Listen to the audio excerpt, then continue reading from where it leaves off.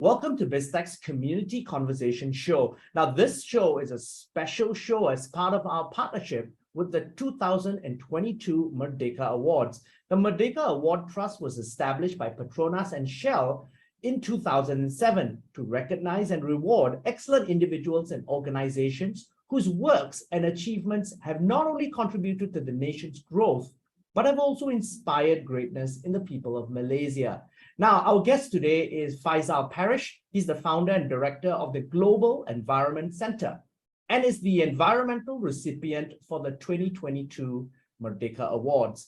Now, the Global Environment Center has been recognized for its pioneering work in the mangrove, peat, swamp forest, river and coastal management, climate change, and forging community engagement, as well as partnerships that help to conserve and protect the environment and natural resources in Malaysia. Now, here to tell us more, welcome to the show, Faisal. Hello. But for a start, tell us a little bit about yourself, your background, and the inspiration behind Global Environment Center. I'm originally from the UK. I've been living in Malaysia for nearly 40 years. I'm an ecologist by training and been working on environment management throughout Asia Pacific region and elsewhere in the world. The inspiration for establishing Global Environment Center was to try to bring together different types of organizations from government, community, private sector, and others to have a common approach to addressing critical environmental challenges. Because we believe that we can only solve the problems facing our planet if we work in partnership together.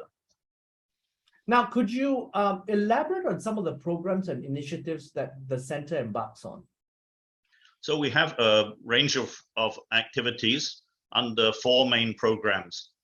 We have our program, our River Care program, which is looking at rivers and water resources, making sure that we have clean water to drink and vibrant river ecosystems. We have a peatland program, which is looking at the management of peatlands, a special type of wetland, which when they're degraded lead to large-scale fires and smoke clouds which envelop Southeast Asia. So our focus there is to look at better management, protection, fire prevention, and improving the peatland ecosystems. Our forest and coastal program is looking at the rehabilitation of mangroves to act as a green coastal barrier, protection zone, and the source of fishery resources, and to protect the coast against the storms and other events. Then we have an outreach and partnership program, which is building partnerships with private sector, governments, civil society, and local communities. Now, Faisal, I want to take a macro view on the environment. What is Malaysia's report card like today? Unfortunately, we have quite a mixed report card. We have making some progress in terms of keeping the basic balance of the target of half of our land being forest cover is still there, but the quality of that forest is deteriorated in various areas. We have made the progress on things such as reducing ozone depleting substances, but we are still facing very serious problems of water pollution and conservation of protection of our water sources and water resources. Some areas then we have been good on regulations, but sometimes the enforcement of regulations leaves more to be desired. Now, I want to zoom in on some of the points that you've mentioned. One of the key things is water resources and particularly river care. For a country that is blessed with water, we unfortunately have a water problem. There are countries like Iran, which have very little water, but manage their water far better. Tell us a little bit of what are the challenges in this area that Malaysia faces. Unfortunately, we seem to take for granted that we have plenty of water, and therefore we've not looked after our water. Actually, 97% of the water that we drink or use in industry comes from rivers. Other countries, they take much more from groundwater, but we take from rivers, and that means any problem with catchment protection, pollution control, or other things directly impact the quality of the water that we're needing to drink. So that is the biggest problem we're facing in Malaysia. And the other thing that we're facing also, and this is a key issue, is around our mangrove swamps, because there is a lot of land reclamation that's taking place in coastal areas. Give us a sense of the problems around this and what has been done so far. So the mangrove is a unique type of forest that grows along the coastal zone, and they provide very critical services to the coastal community. In fact, 80 or 90% of the fish and prawns that are caught by coastal fishermen have their nursery or breeding grounds within the mangrove area. So when we convert or mangroves or clear the mangroves for other purpose, then we destroy those fishing grounds. We also remove one of nature's best defenses of the coastal area. Mangroves act against the buffer against erosion, against storms and other factors. And if we can protect or rehabilitate the mangrove area, then we can recreate back that natural defense or protection of our coastal communities. Now, Faisal, when you started 40 years ago as an ecologist, you were probably seen as a very much a left person. Today, however, climate change is front and center in terms of awareness, not only among the general population, but increasingly around corporates around the world. And that's as a result of the increased importance placed on ESG initiatives. Could you give us a sense of, in Malaysia, how you've seen this evolution of receptiveness of corporations to be involved in climate change initiatives? I think more and more everyone around the world, corporates included, have recognized that if we cannot tackle climate change, it really jeopardizes the future of not only the people, but the businesses on this planet. So there are many factors which are going to change unless we put climate change under control. And we've really seen that awakening of the corporate sector, sometimes driven, depending on their market, driven by the consumer sentiment, that the consumers are telling the companies or buying the products which are more environment friendly or climate friendly, but also the companies themselves are recognizing that their whole business model will be jeopardized unless they really look seriously at the issue of climate change. Now, if you look at Malaysia, what are some corporations and foundations that have perhaps invested more now in supporting some of your initiatives? I think we have been working a lot with the plantation sector. Plantation sector maybe historically has been criticized strongly for involvement in deforestation, in land clearing, in open burning, fires and transboundary haze. And I think for the last 20 years, the plantation sector, particularly oil palm sector, has been significantly reforming and changing its behavior to recognize that they need to have that balanced way of working, that they need to protect the environment around them, which if the environment deteriorates and we affect rainfall patterns, that's going to affect the production and so on in the plantations, as well as very strong market signals from the buyers, particularly in Europe and North America market, which is saying we will only buy sustainable or certified sustainable products through RSPO certification or national certification. And that has driven significant changes in the sector.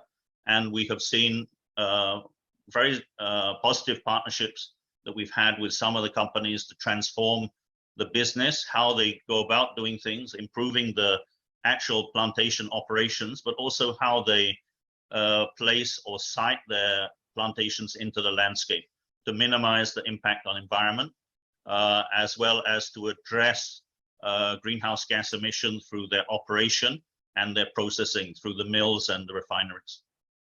I've got to ask you this, Faisal, because I'm sure that when you started Global Environment Center, it was tough. What have been some of the biggest challenges that you've faced as you've grown this center? I think in the beginning, nearly 25 years ago, there was not that common understanding amongst governments, private sector as well as communities about the serious impact that poor environment stewardship is going to have on our day-to-day lives. But basically, we've had to really communicate clearly to people, to those stakeholders, that if they don't invest properly in environment stewardship, it's going to destroy the future, not only of individuals, but also corporations themselves. For example, in Malaysia, 97% of the water that we use for drinking and industry comes from rivers. And if we don't look after our rivers and river basins, catchments, if we allow pollution to occur, then we're destroying the water that we need on a daily basis to survive. So companies need to learn, and people need to learn, they need to invest in protecting those rivers and water sources. And that's a big challenge here in Malaysia, particularly with the complex federal and state administration of resources, how to protect the land and how to restore back when the river systems or water supply has been polluted. Now, looking back in the last 20 odd years, what are some of the most, or rather, what are the things that are you most proud of in terms of your accomplishments? I think one of the very key achievements of Global Environment Center has been working with the Association of Southeast Asian Nations, ASEAN, to develop a region-wide program for the 10 ASEAN member states to look at the very serious problem of peatland and forest fires and transboundary haze. That is probably recognized as one of the most serious environmental problems. Back in 97, 98, Southeast Asia was covered by a smoke cloud covering 10 million square kilometers. It was blocking out the sun for up to 6 months. It led to tens or maybe hundreds of billions of dollars of losses and damage in the region. And we have been working very actively with the ASEAN Secretariat and member states to really tackle the root causes, the fundamental problems leading to that, which was the lack of protection for peatland ecosystem and their drainage and burning for land development activities. And that has significantly changed across the region. The rate of degradation of these systems has almost halted in some areas, and many areas are starting to recover. With the government of Indonesia, we've been working on the restoration or re-wetting of degraded peatland ecosystems to prevent fire, and more than 2 million hectares has been protected now with better water management. The rate and extent of fires, although sometimes it still occurs in the severe drought years, is much, much less than before. And that is as a result of changed behavior and action, not only by governments, but private sector and communities as well, changing. So working with the ASEAN member states and corporates and community groups across the region, I think has been one of our great successes, that we've been able to collectively reduce the frequency and severity of this large-scale transboundary fire and haze in the southern part of ASEAN. Now, Faisal, your good work has not gone unrecognized. How do you feel about winning the Anugerah Harapan Merdeka Award in your category? Because it is a very prestigious honor. We're extremely happy to be recognized through this reward for the work that we've done in Malaysia and across the region to try to bring together stakeholders to address the environment. And it will be an inspiration for us to redouble our effort to continue and expand our work. Now, how can the public get involved in the Global Environment Center's initiatives and programs? Where can they find you? What are the ways that they can contribute and support your work? I think the easiest way from our website, www.gec.org.my. Information is available, or just Google Global Environment Center. We have a lot of programs available there. We have opportunities for volunteers, particularly in Malaysia, but we also have information there about what generally can be done, depending whether you're a citizen or a private sector company or government agency, how to be involved in becoming a better steward for the planet that we live on. Now, Faisal, it's been a really informative and inspiring conversation with you because this puts the climate change really in the forefront. And thank you for the work that you've done. But before we leave, any final thoughts you'd like to leave the audience with? I think for the corporate sector, I think it's very important to recognize that unless we invest in a sustainable planet, we're not going to get any long-term returns from our corporate activities. The global markets are now much more open and transparent.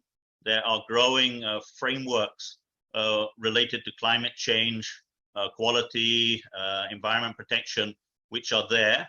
If we do not reform the businesses and the business frameworks, we are not going to be able to develop products or maintain the production of products that we can sell to a global audience, as well as the resource base. Availability of water and natural resources is not going to be there to sustain businesses in this future. So paying attention to the environment and proper governance and management strategies is essential to the future survival of the business sector. Now, thank you for taking your time to be on the show, Faisal. Thank you. You're welcome.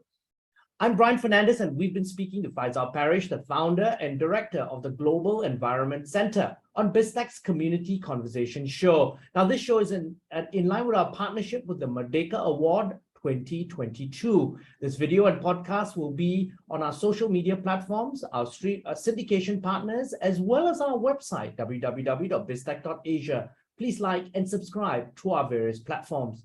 Thanks again for tuning in.